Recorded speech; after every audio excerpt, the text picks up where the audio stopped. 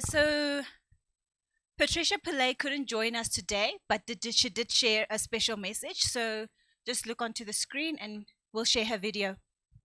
Everyone, it's lovely to be with everyone, albeit virtually. I'm Patricia Pillay, the CEO of the Beer Association of South Africa. We represent Heineken South Africa, SAB, as well as under 200 craft breweries in South Africa. We're really proud as the Beer Association as our contribution to the GDP of the country equates 71 billion rand total GVA contribution. We also employ over 249,000 people in the country, direct as well as indirect jobs, as well as contribute 43 billion rand in tax payments to the government. Our contribution in terms of agriculture is something that we are most proud of in terms of our hops and barley. Our beer tours, as well as our hops and barley tours at the end of March, are something that we really look forward to. And it is when we really see our beer journey come to life.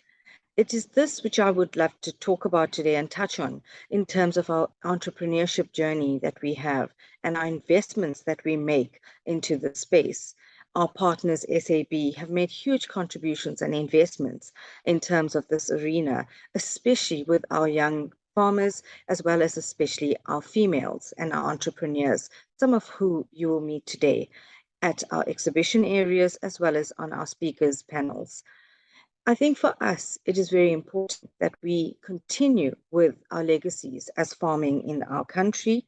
It is going as far back as the 1960s, where we had our first hop farms that developed. Currently, we have our biggest farm being in Rob Roy, and it is here that you see over 1,500 people that are employed. And this is also now not even considering the seasonal work that is created at the end of March. For us, the only way that we can build this country and build this economy once again is by creating employment. When you look at the social ills that are caused by the abuse of alcohol, it is because people are unemployed, people are bored, and people are depressed and stressed because of the high unemployment rate, as well as the inability to earn a livelihood. The way that we can achieve and overcome this is by creating employment and allowing our people to feed themselves and to grow and cultivate our land. This is a key message that we would like to promote, is to say there are careers in hops and barley farming. There is a career that we can offer in this arena of the beer industry. And it is something that we are really saying that you should, and we encourage you to be a part of. We do have a stand that is here today, and we'd love you to come and visit. We have our key partner with us today in terms of FarmSol. They are on the panel, and you'll hear Aron today talk about the great work that they are doing. We have our key program that SAB is embarking on, which you will also hear about, and we'd love you to be a partner with us and invest in the future of our young farmers' lives. Thank you.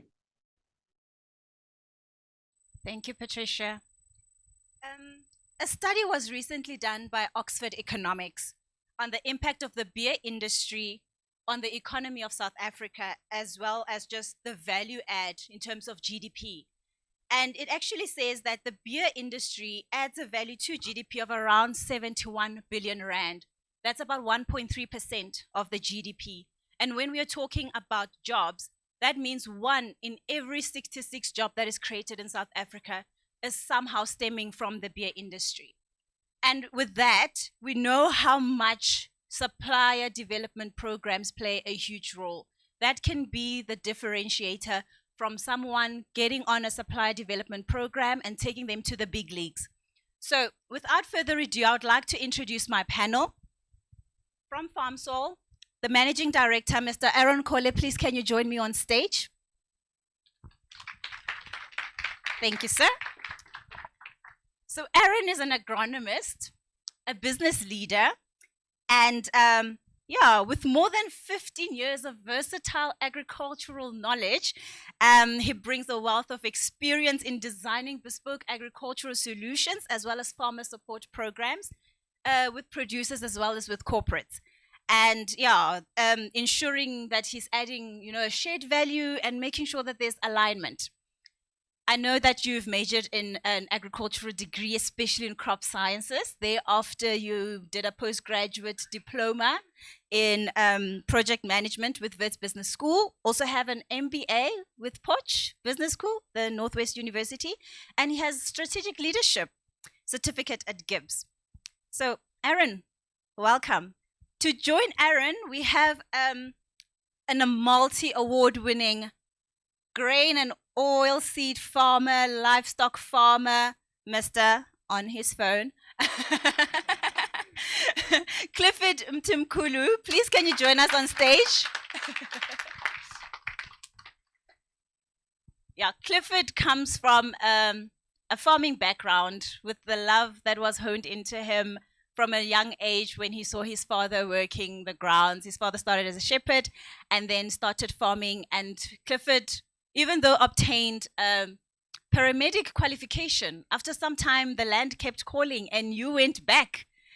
And after that, it's just been strides and strides. His awards are so long, guys, I couldn't write them down. We're going to take forever. But I know one of the latest is you being the new era farmer of the year for 2020 and 2021.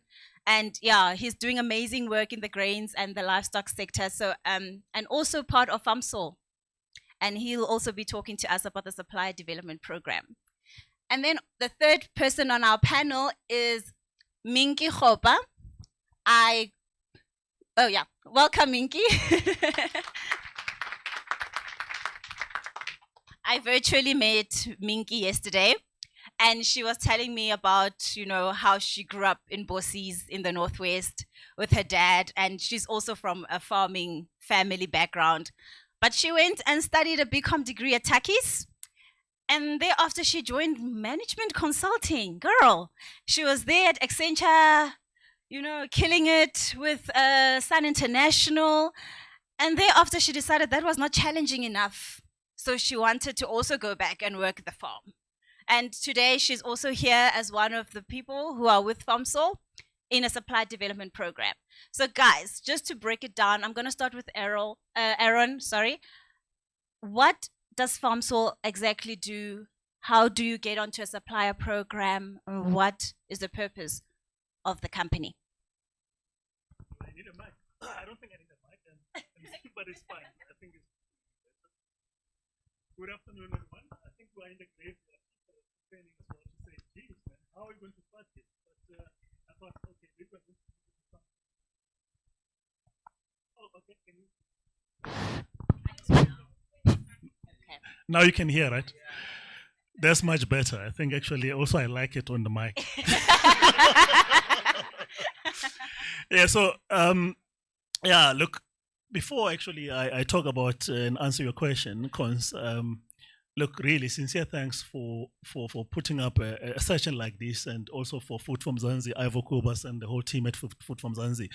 Sometimes in South Africa, it's like, I don't know, it's an in thing. It's like when when you want to talk about issues of the youth, it's June 16, and we talk about it and it ends there, right? And we talk about issues of women, and it ends in August, and that's it, and we move on. And so it's really exciting that we sit here today, and I'm hoping that this is not going to be a once-off thing. We really need to talk about the issues that are affecting our youth. I mean, to be frank, without our youth, there's no future, right? Really.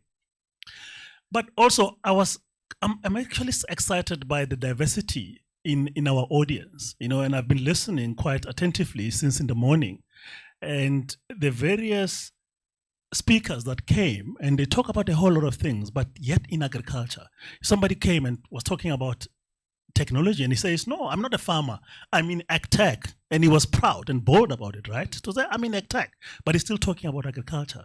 And we had somebody here from ShopRite, talking about vegetables and procurement, right? And many other speakers, and I said, well, in agriculture, sometimes there's a lot of challenges, and we talk about those challenges, but clearly there's a lot of opportunities, and also when you look at what we do, and again, it's in agriculture, and it again speaks to the diversity and the opportunities in agriculture and farming. Beer.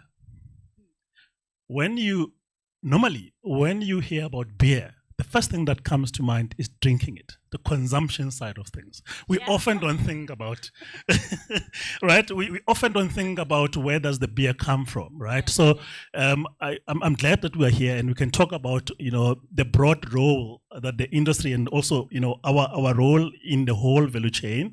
By the way, FarmSol is part of the SAB Thrive Fund, right? Clearly, I mean, you guys are hearing a lot of SAB today.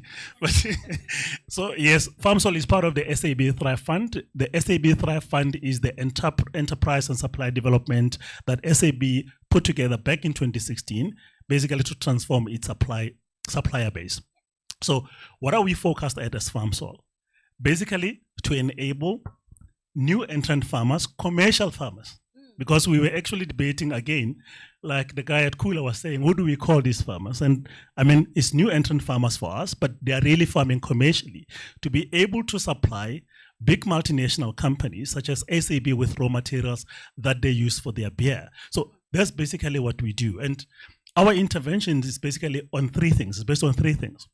The first one, which is really very important, and my colleague was also talking about it, and he says, everybody wants it. And there's finance and there's money. For us, look, yes, it is important, but it's the least important thing for us, right? But I mean, I can tell you that SAB so far has funded our program with close to about R1 billion of production loan funding, and that's 0% interest rate to fund, farmers like Minky and Clifford here, who've been producing raw materials that go into SAB supply chain, right? Of course, you cannot only look at beer and the beer industry and what you plant and that goes into beer. You need to look at also the farmer holistically. And that's why we've went out. We've also kind of grown as a company with the support of SAB. And we are actually doing many other crops as well, like your soyas, like your canola, that goes into your everyday household brands like your Castlelite. Castlelite is your everyday household brand that you see. So there are also other household brands that our farmers supply into those markets, like your Rama. So our farmers actually plant high oil content sunflower that goes into your Rama that you use every day. And that's what we want to see, right? Because we say our mission is to ensure that we print 1 million smallholder and new entrant farmers' names in those household brands. They need to see themselves in those final products, right? And the other thing which I think is important is creating a mutually, what I call really is a mutually trading platform. And the simple term for it is an offtake agreement. Because we deal with scale when we talk about grain. And I'm excited that for the first time, I think since in the morning now, we can really now talk about grain, right? Yes. Yes, and that's where our focus is. So we create a mutually beneficial platform where there is a secured market. So when a farmer goes and plant a crop, because that is already a big risk. I mean, guys, come on, you are taking like 3 million rand and putting into the soil and say, well, I'll see what happens after 6 months, right?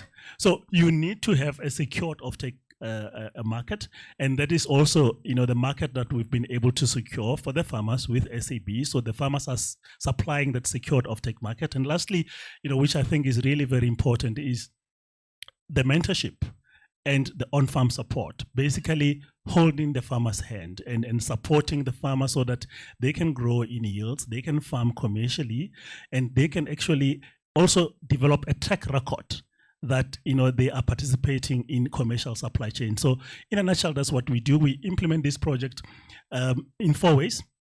So we have a program called SAB Go Farming. That is the original program of SAB that SAB has appointed as a partner on, where now there's this support of production loans that comes from SAB and the farmer supply into SAB supply chain. There's another program that we run called Women in Agriculture as well. I heard Omri also talking about more or less a similar program. That program really is just focusing on women farmers and supporting them with infrastructure. So infrastructure such as your sheds, such as your fencing, and those type of infrastructure. And then we also have another program called FarmSol Asset Co, which is really around mechanization. A big issue in farming, because I see your cars parked outside there, and I saw there's also a green machine parked out there. Often, sometimes we think tractors are cheaper, but tractors are the most expensive than some of the BMWs and the Mercedes-Benz that I see there. So, if one day I rock up with a tractor, please respect me. Thank you, Aron. Yeah. Minky, you started farming about 4 years ago. And how did you find FarmSol, and what was the criteria for you to be part of the program?